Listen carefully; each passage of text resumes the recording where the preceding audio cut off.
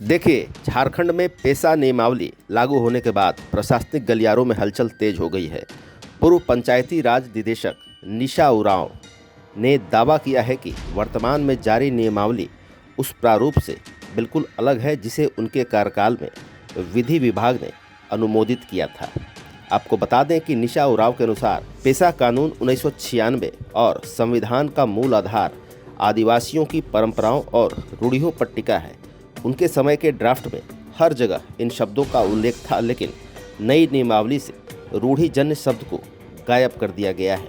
उन्होंने आरोप लगाया कि ग्राम सभा की शक्तियों में भारी कटौती की गई है और कस्टमरी लॉ यानी कि रूढ़िजन्य कानून का जिक्र न होने से आदिवासियों की पारंपरिक पहचान पर खतरा मंडरा रहा है। देखिए, ये बदलाव क्यों और किसके इशारे पर हुआ, इस सवाल पर निशा उरांव ने साफ कहा कि राज्य में कुछ गैर रूढ़िजन्य आदिवासी शक्तियां सक्रिय थीं जो इस शब्द को हटाने का दबाव बना रही थीं, लेकिन तब उनकी दाल नहीं गली, परंतु उनके निदेशक पद से हटते ही वे प्रभावी हो गईं और उनके दबाव में पुराने ड्राफ्ट को बदलकर पेसा के मूल भाव को ही खत्म कर दिया गया।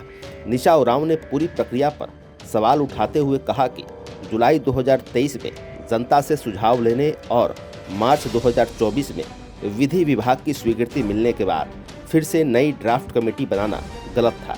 उन्होंने कहा कि नए सिरे से ड्राफ्ट तैयार कर उन परंपराओं को नज़रअंदाज किया गया है जो पेसा कानून की बुनियाद है।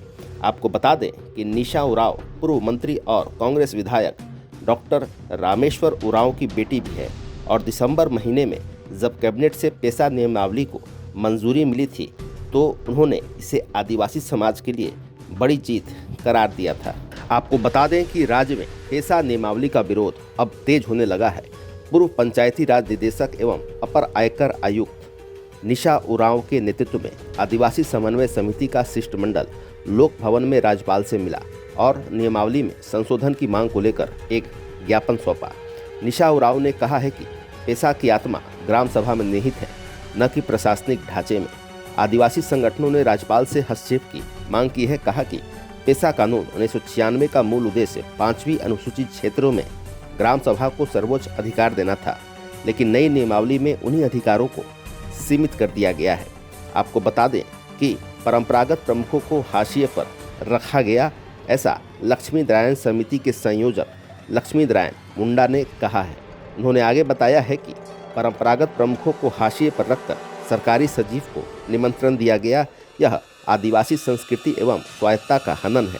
ऐसे ही नगर पालिका क्षेत्रों को बाहर रखा गया जो असंवैधानिक है। यह आदिवासी समुदायों के जल जंगल जमीन पर अधिकारों को छीनने का प्रयास है। तो फिलहाल खबरों में इतना ही। बने रहिए द रीडर बिहार झारखंड के साथ। आपको हमारा वीडियो पसंद आया हो तो लाइक शेयर कमेंट जरूर कीजिएगा। द रीडर न्यूज़ के लिए शुभम सौरभ की विशेष रिपोर्ट। धन्यवाद।